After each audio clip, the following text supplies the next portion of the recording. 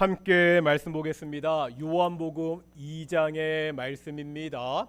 요한복음 2장 1절부터 11절까지 말씀입니다. 요한복음 2장 1절부터 11절까지 말씀 교독하겠습니다. 요한복음 2장 1절에서 11절까지 말씀입니다. 제가 먼저 1절 말씀 읽겠습니다. 사흘째 되던 날 갈릴리 가나에 혼례가 있어 예수의 어머니도 거기 계시고 포도주가 떨어진지라 예수의 어머니가 예수에게 이르되 저들에게 포도주가 없다 하니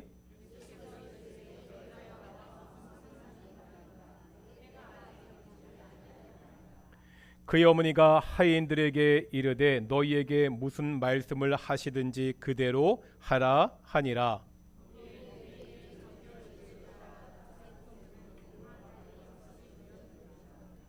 예수께서 그들에게 이르시되 항아리에 물을 채우라 하신즉 아기까지 채우니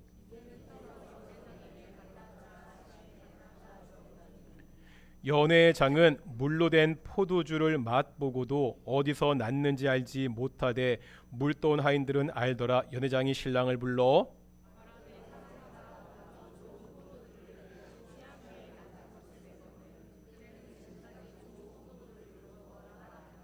함께 읽겠습니다. 예수께서 이 첫 표적을 갈릴리 가나에서 행하여 그의 영광을 나타내심에 제자들이 그를 믿으니라. 아멘.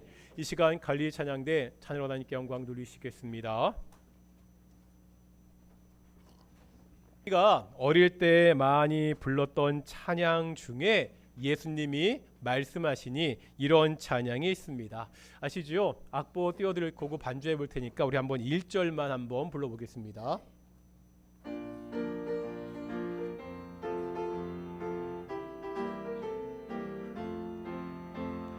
예수님이 말씀하시니 물이 변하여 포도주 됐네. 예수님이 말씀하시니 물이 변하여 포도주 됐네. 예수님 나에게도 말씀하셔서 새롭게 변화시켜 주소서. 어릴 때 굉장히 많이 불렀던 찬양입니다. 그런데 이 찬양이 바로 오늘 읽었던 본문 말씀을 배경으로 합니다. 예수님이 가나의 혼인 잔치에서 물로 포도주를 만드셨습니다. 물이 포도주로 변했듯이 나도 예수님의 말씀으로 새롭게 변화시켜 달라고 그렇게 고백하는 찬양입니다. 성경의 말씀을 자신의 삶에 적용하는 것은 좋은 신앙인의 모습입니다. 말씀이요, 그냥 지식으로 끝나지 않고 삶의 변화를 이끌어야 됩니다.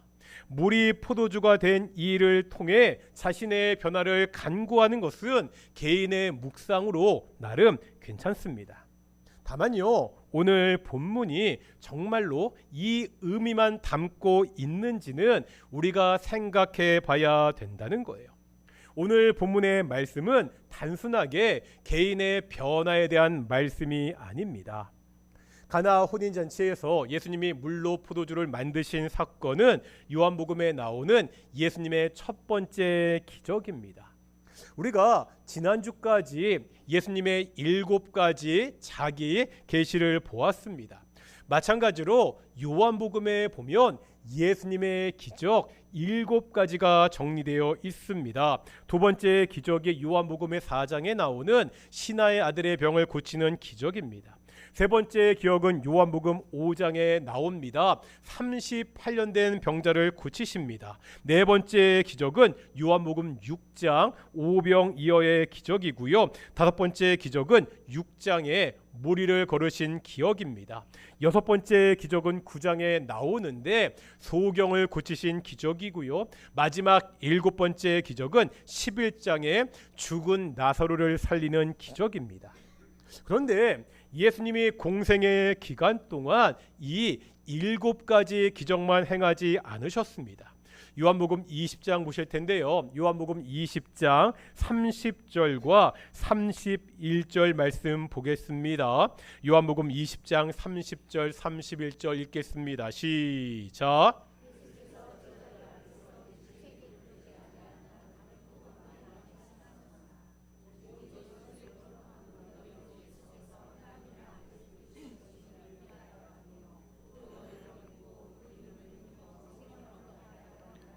아멘.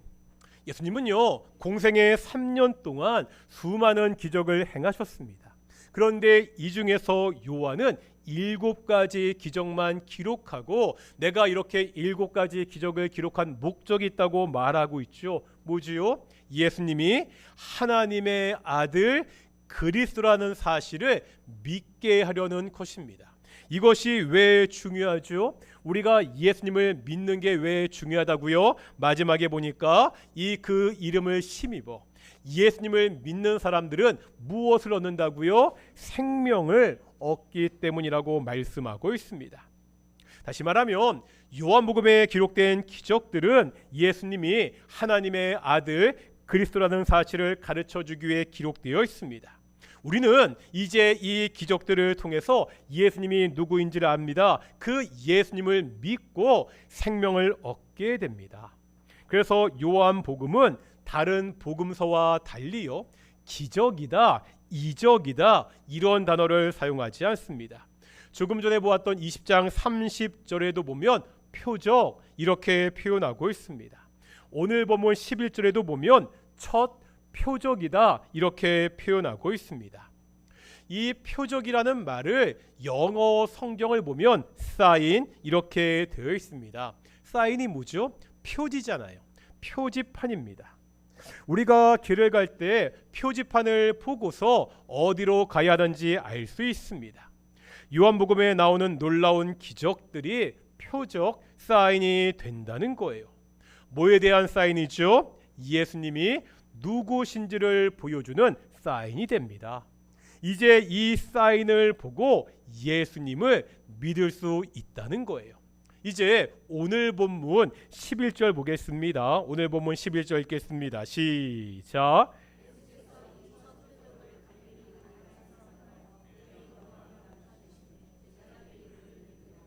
지금 이야기가 있는 거죠. 그 예수님의 제자들이 예수님이 하신 그 첫 표적을 보고 뭐 했다고요? 이제 예수님을 믿었다고 말씀하고 있습니다. 앞으로 우리가 요한복음에 나오는 이 표적들을 통해서 이 땅에 오신 예수님이 누구신지를 차근차근 살펴보면서 묵상하는 시간을 갖도록 하겠습니다. 오늘 본문에 보면 예수님과 예수님의 제자들이 가나에서 결혼식에 초대를 받았지요. 그런데 문제가 생기죠. 어떠한 문제입니까? 포도주가 떨어졌습니다. 당시 유대인들의 결혼식은 오늘날 결혼식과 달리 굉장히 길었습니다.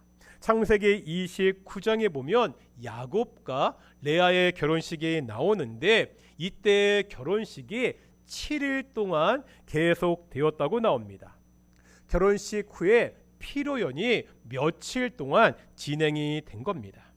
그런데 이 긴 피로연을 하는 도중에 수요 예측을 제대로 하지 못해서 포도주가 떨어졌습니다. 이게 결혼식인데 포도주가 없구나, 아쉽다 이런 문제가 아닙니다. 손님들이 왔는데 우리가 손님을 대접해야 되는데 손님 대접하지 못하는구나, 어쩌지, 이런 정도의 문제가 아니라는 거예요. 왜 그렇죠? 구약 성경에 보면 이스라엘 백성들에게 이 포도주가 가지는 상징과 이미지가 있기 때문입니다. 호세아서 9장에 보면 호세아 선지자가 하나님을 떠난 이스라엘 백성들을 책망합니다. 이제 하나님을 떠난 이스라엘 백성들은 심판을 받고요, 더 이상 하나님의 축복이 없을 것이다 그렇게 말하고 있습니다. 그런데 이때요, 하나님의 축복이 없다는 증거가 있습니다. 호세아 9장 2절 보겠습니다. 호세아 9장 2절 읽겠습니다. 시작.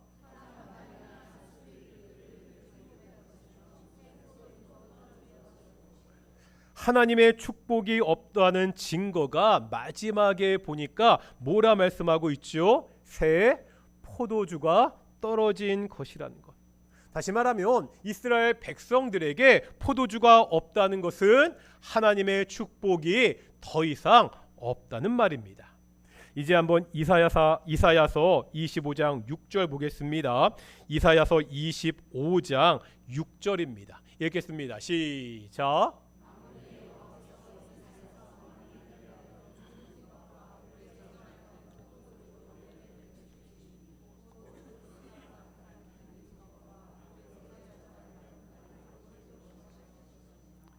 이 구절은요, 이사야 선지자가 종말의 때, 마지막 때 하나님께서 우리에게 베푸시는 그 잔치를 말씀하고 있습니다. 그런데 여기에 보면 이 잔치에 반드시 있어야 되는 것이 있는데 그게 뭐라는 거예요? 포도주라는 거예요. 포도주는요, 이스라엘 백성들에게 종말론적인 기쁨을 상징했습니다. 그런데 이런 포도주가 결혼식에서 떨어졌습니다. 결혼식은 가정에서 가장 중요한 잔치잖아요. 개인의 인생에서 가장 중요한 순간입니다. 이런 결혼식에 포도주가 없다는 것은 더 이상 하나님의 축복이 없다는 것입니다.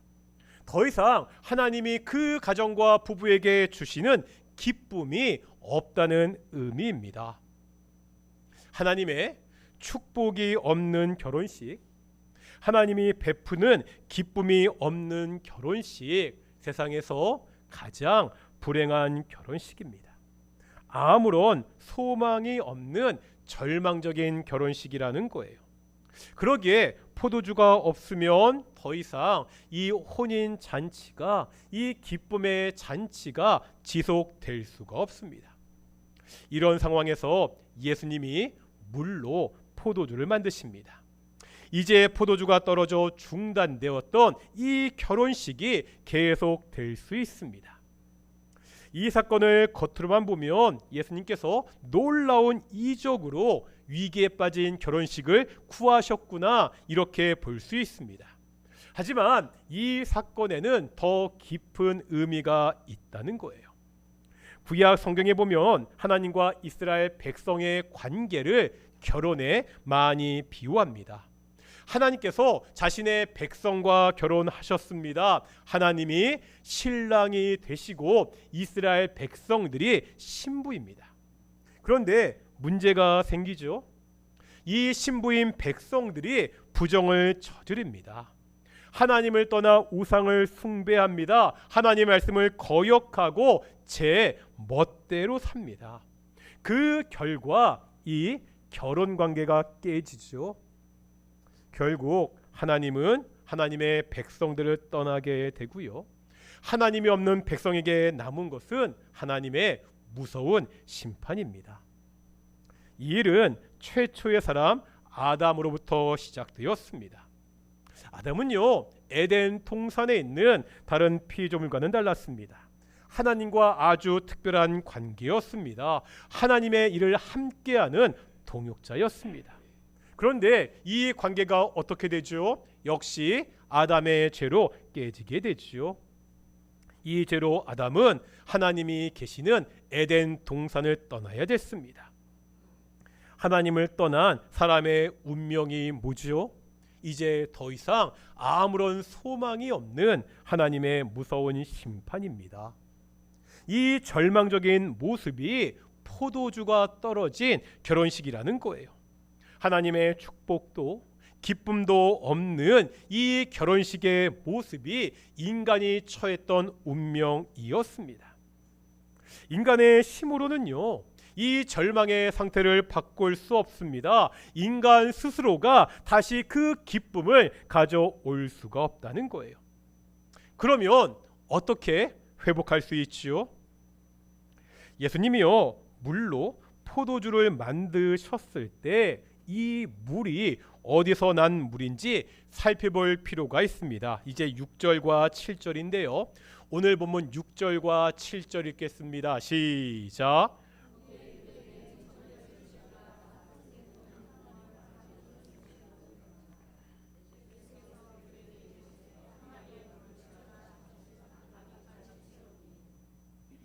8절 없나요?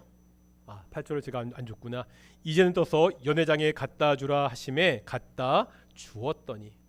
어떤 거죠? 예수님이 어디에다? 돌 항아리에 물을 채우라고 하십니다. 그렇게 채운 물을 연회장에게 갖다 주니까 그 물이 포도주가 되었다고 설명하고 있습니다.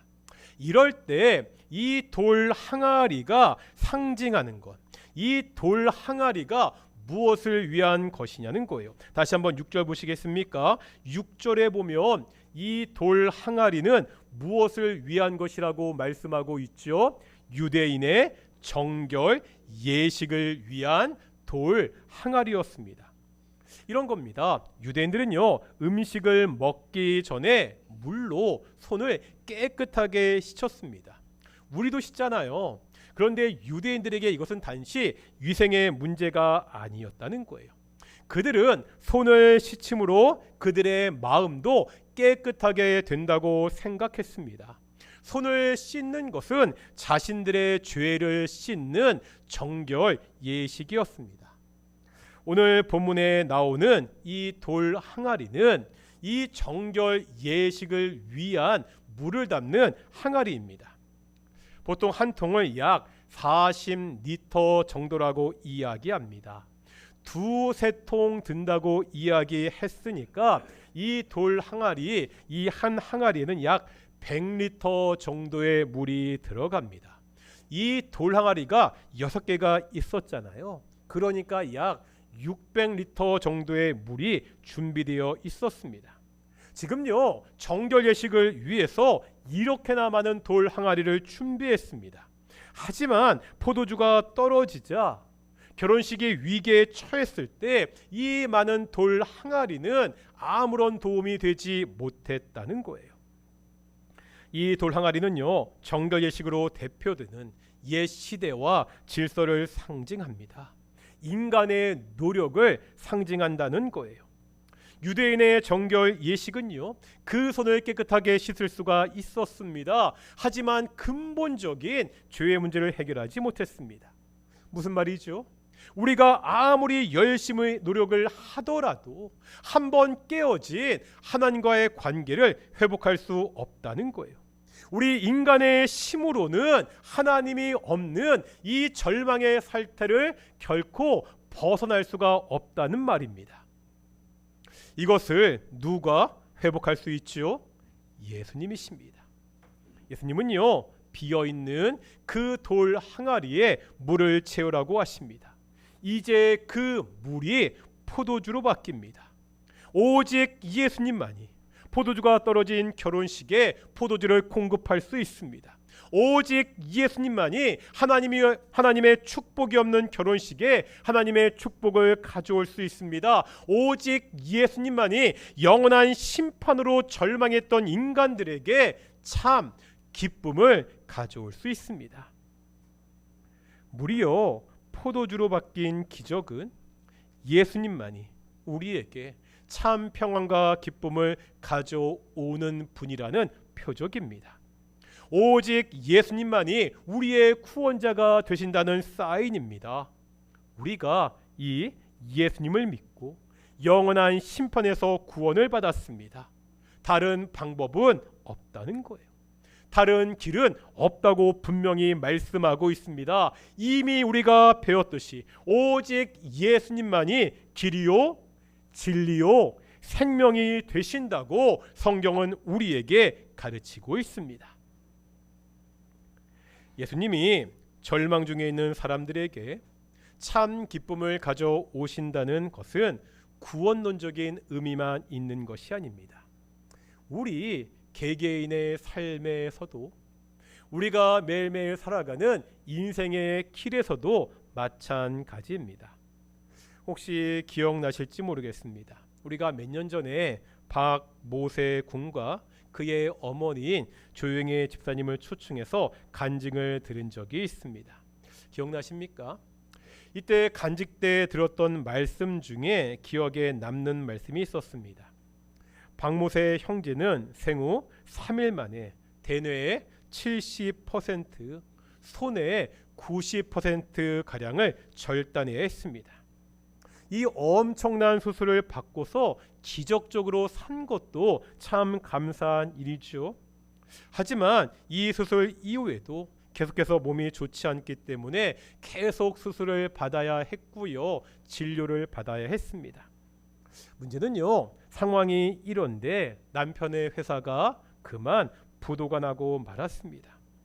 그래도 어머니 조영애 집사님은 실망하지 않고 자기가 할 수 있는 일을 찾아서 최선을 다했습니다.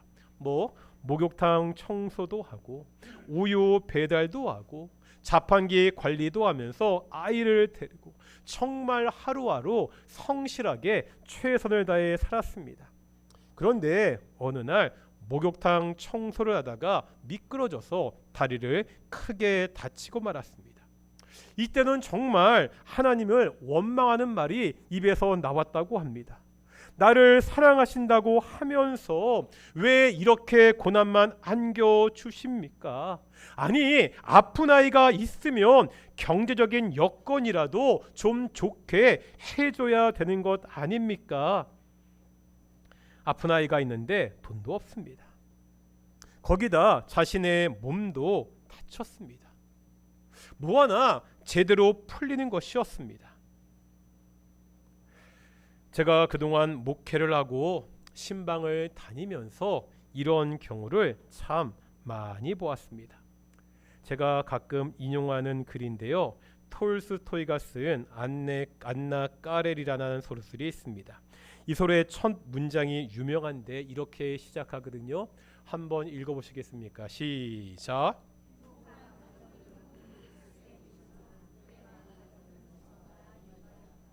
이 말이 어떤 뜻이죠? 행복한 가정들을 보면 되게 비슷해 보입니다. 어느 정도 경제적인 여유가 있습니다. 부모들은 자녀에게 잘하고 자녀들은 부모의 말을 잘 듣습니다. 크게 아픈 사람도 없습니다. 이런 조건들이 충족되면 행복한 가정으로 보인다는 거예요. 그런데 불행한 가정은 그 이유가 다 다르다는 거예요. 다른 것이 다 충족이 되어도 딱 한 가지 이유 때문에 불행할 수 있습니다. 아무리 돈이 많더라도 가족들끼리 서로 싸운다면 행복할 수 없습니다. 아무리 건강하고 사이가 좋더라도 경제적으로 너무나 어려우면 행복하기가 힘들다는 거예요. 집안에 오랫동안 아픈 사람이 있어도 가정의 분위기가 좋지 않습니다. 사람은요, 각 가정은 한 가지 문제만으로도 힘들고 불행해질 수 있습니다. 그런데 그동안 신방하면서 보았던 많은 가정들을 보면 정말 힘든데 한 가지 문제만 있지 않았습니다. 조용의 집사님과 같이 여러 가지 문제들이 함께 있는 경우가 많았습니다. 경제적으로 어려우면 몸이라도 건강해야 일을 해서 먹고 살 수 있습니다. 그런데 몸도 자주 아픕니다. 거기다 자식들이 속을 썩이거나 남편들이 문제를 일으킵니다. 아니, 어려운 일이 하나만 있다면 내가 어떻게 한번 해보겠습니다. 하지만 이런저런 문제가 연달아 겹치니까 정말 망연자실하고 정말 힘들어하는 그러한 가정들을 많이 보았습니다. 이런 절망에서 어떻게 벗어날 수 있죠? 조용의 집사님이 그 절망의 시간을 어떻게 이겨낼 수 있었습니까? 물론요, 사람들의 위로가 필요합니다. 공동체가 그 힘든 사람을 함께 도와야 됩니다. 하지만 결국 이 모든 상황을 역전시킬 수 있는 분은 오직 예수님 한 분뿐입니다.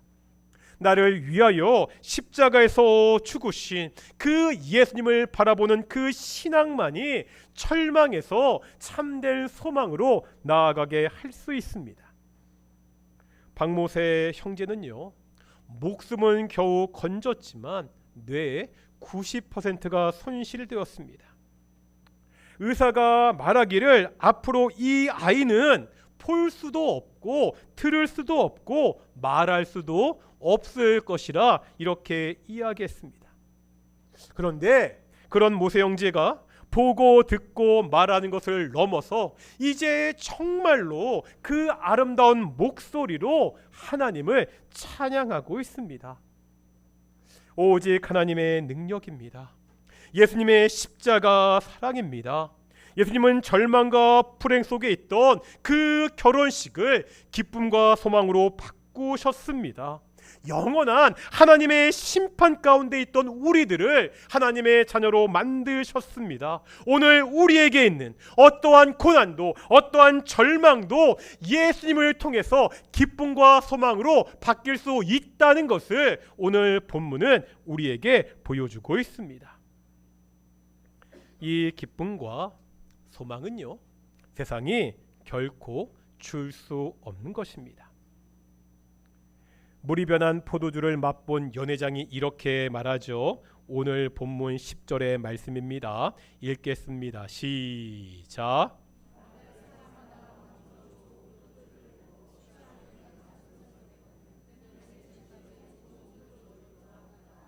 아멘. 예수님이 공급하신 포도주는 먼저 나온 포도주보다 좋은 포도주였습니다. 세상이 주는 기쁨은 한계가 있습니다. 결혼식에 포도주가 떨어지듯이 언제든지 떨어질 수 있습니다.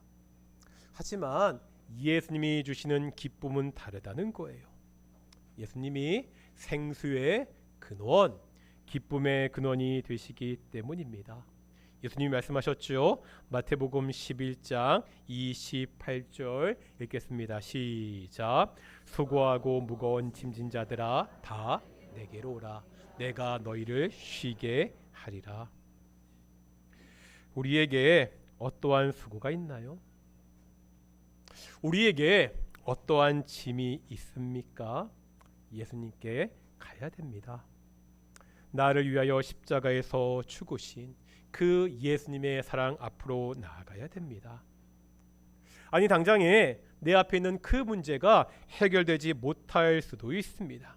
그럼에도 우리의 마음이 더 이상 절망적이지 않습니다. 예수님이 우리의 마음을 지켜주시기 때문입니다.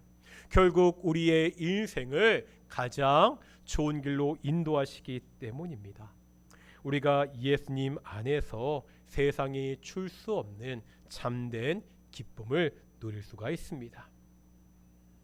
우리가 살면서 우리의 삶에 포도주가 떨어졌다고 느낄 때가 있잖아요. 여러 가지 문제로 힘들고 때로 절망할 때도 있습니다. 그럴 때 예수님께 그 빈잔을 내밀어야 됩니다. 그러면 예수님은 가장 좋은 포도주로 우리의 빈잔을 넘치도록 채워주십니다. 세상이 줄 수 없는 참된 평안, 참된 기쁨, 참된 소망으로 우리를 채워주십니다. 우리에게 가장 좋은 것을 채워주시는 그 예수님을 붙들고 그 은혜 가운데 살아가는 우리 동인의 성도들이 되시기를 축원합니다. 예수님 함께 하시네 찬양하며 우리 나아가겠습니다.